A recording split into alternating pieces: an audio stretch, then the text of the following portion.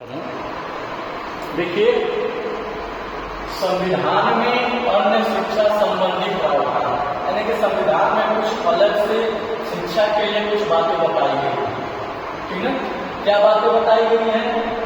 पहली बात बताई गई है, पहला बात बताया गया कि संविधान जो बन करके तैयार हुआ 10 वर्ष के अंदर, ठीक है, उसमें यह बात बताई गई कि 6 से 14 साल के बच्चों को अनिवार्य और निःशुल्क शिक्षा दी जाए। पहली बात बताई गई। दूसरी बात क्या बताई गई? धार्मिक शिक्षा। क्या बताई गई?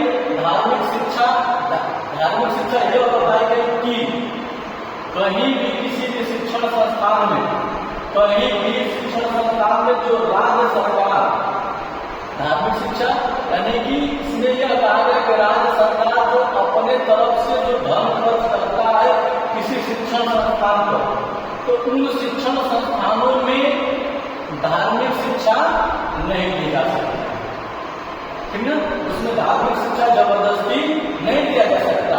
और इसी में धारा ऐसे में यह कहा गया कि आप किसी भी धर्म का जबरदस्ती प्रसार किसी से नहीं करा सकते हैं और किसी से आप जबरदस्ती दान भी नहीं ले सकते हैं। देखिए, याद रखना, क्योंकि हम लोगों से लोग जबरदस्ती मांगते हैं।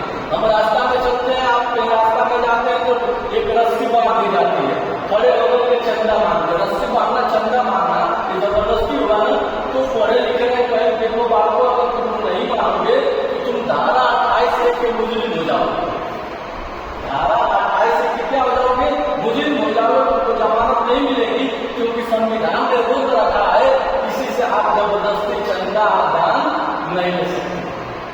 देखिए, संविधान हमको जीवन जीने की कला सिखाता है, संविधान हमको रहने की कला सिखाता है, सब कुछ संविधान बताता है। अगर हम संविधान के दायरे में अगर हम कार्य करते हैं तो हम कहीं पिछड़ने वाले नहीं हैं।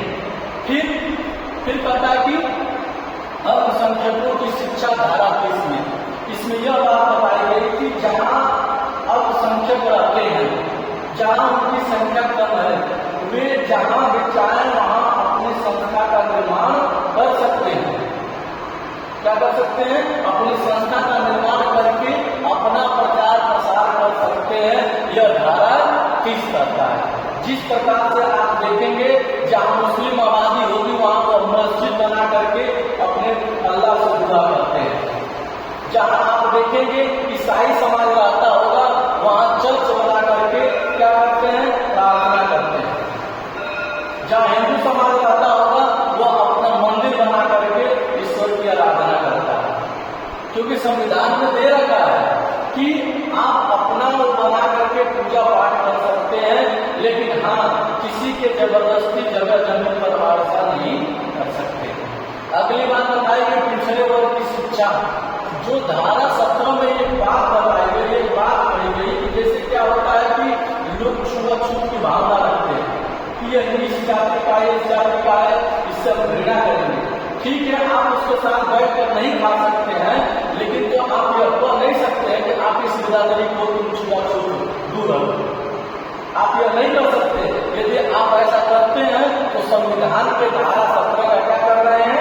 विरोध कर रहे हैं। अगर वह व्यक्ति पढ़ा लिखा रहेगा तो कहेगा कि देखिए, हमको ऐसा न कहिए, नहीं तो मैं संविधान के तहत आपको धारा 17 का मुजरिम बना सकता हूँ, क्योंकि संविधान हमको इजाजत दिया है। जो आपको संविधान इजाजत देता है, स्वतंत्रता का हमको भी दिया है। यदि आप हमसे अस्पृश्यता की वजह से नफरत करेंगे तो यह मान लिया जाएगा कि धारा 17 का क्या कर रहे हैं? विरोध कर रहे हैं। समझ रहे हैं ना? इतना प्रावधान करने के बाद जाकर के आज धीरे धीरे समाज जागरूक हो रहा है। नहीं तो जो हमारी व्यवस्था थी बड़ी खराब थी, क्योंकि हमारी पुरानी ऐसी व्यवस्था थी कि धारा 17 रहने के बावजूद भी कोई गरीब व्यक्ति कोई बड़े दरवाजे जाता था तो चारपाई पर नहीं बैठता था, कुर्सी पर नहीं बैठता था, उन बड़े लोगों के सामने जमीन पर बैठ जाता था। यह प्रावधान था। आज धीरे धीरे गरीब लोग भी क्या हुए? शिक्षित हुए, तो जाने की हमारी व्यवस्था है कि हम उनके बराबर बैठ सकते हैं।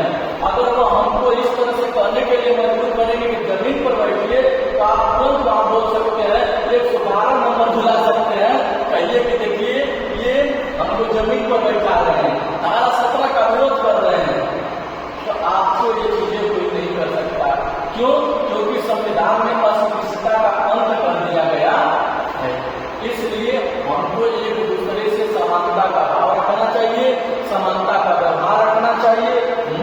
ऊंच नीच का भाव नहीं रखना चाहिए, क्योंकि हम सभी लोग भारत के नागरिक हैं। हमारा सबका